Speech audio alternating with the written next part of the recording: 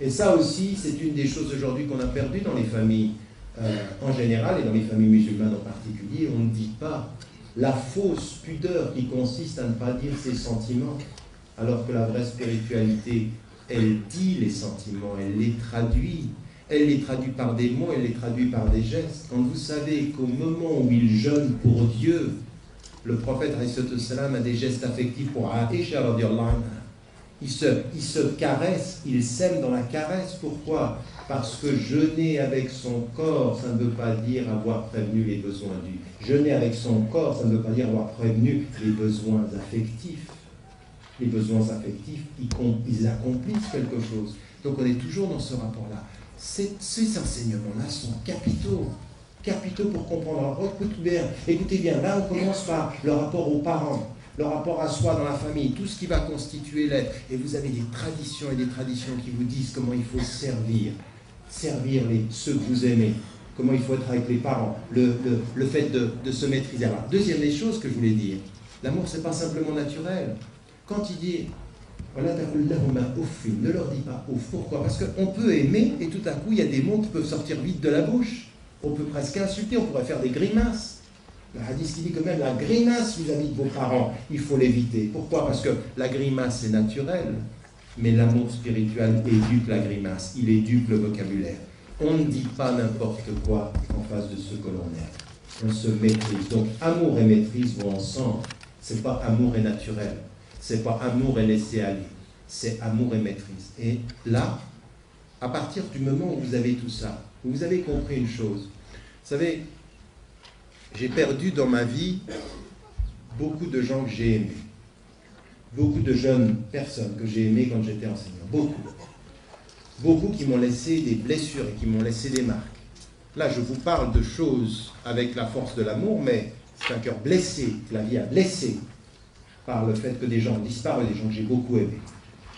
Et il y a une chose dont je me souviendrai toute ma vie, c'est qu'à un moment donné, j'avais un de mes élèves qui était complètement perdu et vraiment, il était arrivé, c'est un élève que je n'oublierai jamais. Il était avec moi à l'école secondaire, il était parti en Allemagne, il avait mis le feu à son école pour pouvoir être renvoyé de l'école. Lui, il secouait ses interlocuteurs, il mettait le feu à l'école, il braquait, il tapait. 1m90, extrêmement imposant, rauquin, les cheveux très longs, et personne.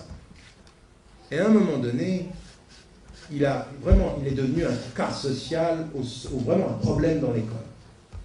Et on parlait justement d'une chose tout à fait particulière, qui est de dire, vous savez, quand vous avez un papa et une maman à la maison qui vous disent « tu rentres à 6 heures », dans votre vie à vous, 6 heures, c'est toujours trop tôt. Il y en a marre. Pour certains, 22 heures, il y en a marre. Mais vous ne savez pas une chose, c'est que le discours implicite, le signe implicite de quelqu'un qui te dit « je t'attends à 18 heures », c'est que son attente est son amour. Tu comptes pour moi, je t'attends. Tu rentres à la maison. En d'autres termes, l'un des signes de l'amour, c'est la limite que l'on donne à la liberté de son enfant. Je t'aime, je t'attends. Et que ce que j'avais avec ce jeune homme, qui cassait tout, c'est que personne ne l'attendait. Il n'y a personne qui l'attendait. Il pouvait rentrer n'importe quand. Il avait eu en l'espace de 3 semaines 18 cartes de renvoi. Et la professeure d'allemand, elle en rajoutait. Tu ne vas pas comprendre, dors. Et lui, il venait, il riait. Une autre, 13, 14, 15. Il riait et il pleurait en même temps. Parce qu'il n'y a personne qui venait lui dire c'est trop, c'est car personne ne jugeait rien. En d'autres termes, jamais quelqu'un n'était là pour lui dire la limite qui aurait exprimé qu'il comptait pour quelqu'un. Parce que quand vous comptez pour quelqu'un, ce quelqu'un, il vous met des limites dans l'ordre de l'éducation. Vous reprenez tout ce que je viens de dire maintenant et je vais vers ma conclusion. Vous placez ceci dans la quête spirituelle et vous comprenez la relation qu'il y a au divin.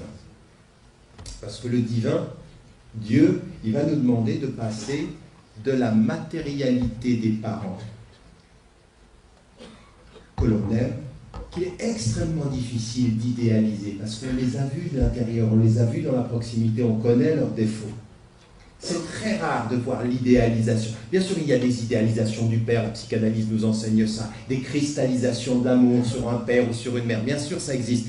Mais la règle générale, c'est toujours d'avoir un rapport assez critique par rapport à ça. Et le rapport qu'il y a, les rapports qu'il y a avec le divin, c'est qu'il va falloir dépasser la matérialité, ça c'est dans la tradition musulmane, aimer sans voir Dieu, mais le voir dans tous les signes de ce qu'il nous donne.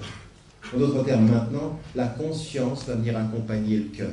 Il faut que notre conscience soit proche de notre cœur, c'est comme ça qu'on aime Dieu. En faisant quoi? Eh bien, la première des choses qu'il y a, si vous aimez Dieu, d'abord vous observez les signes qu'il vous porte et qu'il vous donne. C'est vrai dans la nature, nos signes, ils sont partout autour de vous, regardez. Sachez dire merci. Parce que l'un des signes que vous aimez, c'est de dire merci. Il ne remercie pas Dieu, celui qui ne remercie pas les hommes, mais celui qui ne remercie pas Dieu, c'est celui qui ne sait pas voir la nature, qui ne sait pas aimer ce qu'il y a autour de lui. Et ça, c'est une des choses aussi qui est centrale en islam. Regardez la nature, regardez un coucher de soleil, écoutez les larmes d'amour du prophète, quand il pleure toute une nuit, parce qu'un verset lui est venu et qui lui parle de la nature, il pleure d'amour. Il pleure d'amour du divin. Et il dit malheur à celui qui entend ce verset et qui ne le médite pas. Il est partout, partout. Dans tous les livres que j'ai écrits sur le site, sur mon site internet, j'ai mis ce verset partout, partout, partout. Il fait partie de tout ce qui est important pour moi. Il y a dans la création des cieux et de la terre, dans la succession des jours et des nuits, des signes pour ceux qui sont doués d'intelligence. Nous disons par là, si tu es doué d'intelligence du cœur et d'intelligence de l'esprit, tu sauras que Dieu t'aime dans ce qu'il te donne. Et ce qu'il te donne d'abord, c'est des couchers de soleil. C'est la nature, c'est la bonté d'être ton père, ta mère, les gens que tu aimes. Même dans l'absence de ceux que tu aimes. Parce que le prophète, il a vécu l'orphelinat, il a vécu le statut d'orphelin. Et malgré le fait qu'il était orphelin, il avait le désert qui lui rappelait, il avait l'oncle qui lui rappelait, il avait le grand-père qui lui rappelait, il avait les gens qui le respectaient. Il a vécu l'absence du proche et l'amour de tous ceux qui étaient autres. Ça, c'est le prophète, c'est notre tradition qui nous dit que même lui, en tant qu'orphelin, il va dépasser ce statut naturel pour être dans la quête spirituelle, pour être dans l'amour de ceux qui sont absents. Jamais il oubliera sa mère, jamais il oubliera son père. Il ne les a pas vus, il les a aimés. Dieu, tu ne le vois pas, et il faut l'aimer. Et pour l'aimer, il faut toujours passer par les signes de celui qui n'est pas directement présent. Et les signes, c'est la création. Mais ce n'est pas simplement ça. C'est ensuite venir à l'intérieur, de s'observer soi-même, de regarder les qualités que l'on a, le fait que, mais je ne sais pas, vous êtes là ce soir, vous n'êtes pas à des milliers de kilomètres dans des taudis, dans tout ce que vous avez, tout ce que vous êtes, il faut avoir la conscience, pour ceux qui sont doués de conscience, de savoir dire merci pour ce que vous êtes et pour ce que vous avez, quel que soit ce qui vous manque. La spiritualité, aimer Dieu, c'est de le remercier pour tout ce que l'on est et ce que l'on a, quel que soit ce qui nous manque. Mais l'humilité consiste à ne jamais oublier ce qu'il nous manque. Je remercie pour ce que j'ai, je remercie pour ce que je suis, je reste humble pour ce qui me manque. C'est les deux dimensions de la spiritualité. Et ça, ce sont des actes d'amour. Ce sont des actes d'amour qui sont partout. Et là, vous comprenez mieux ce que veut dire en même temps se rapprocher de Dieu et de l'aimer. Et d'espérer être aimé par rapport de lui. Donc, en d'autres termes, vous savez, quand Rabia al-Adawiya, c'est-à-dire une des femmes qui était une mystique, elle disait « Moi, j'ai envie de dépasser... » Rabia al-Adawiya, elle disait « J'ai envie de dépasser cette obsession du paradis et de l'enfer, j'ai envie de le faire pour l'amour de Dieu. » Oui, au-delà de la récompense.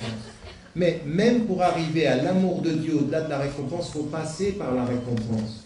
Nous avons des étapes. D'abord, on donne parce qu'on reçoit. Et ensuite, à un certain degré de générosité, on donne parce que l'on donne.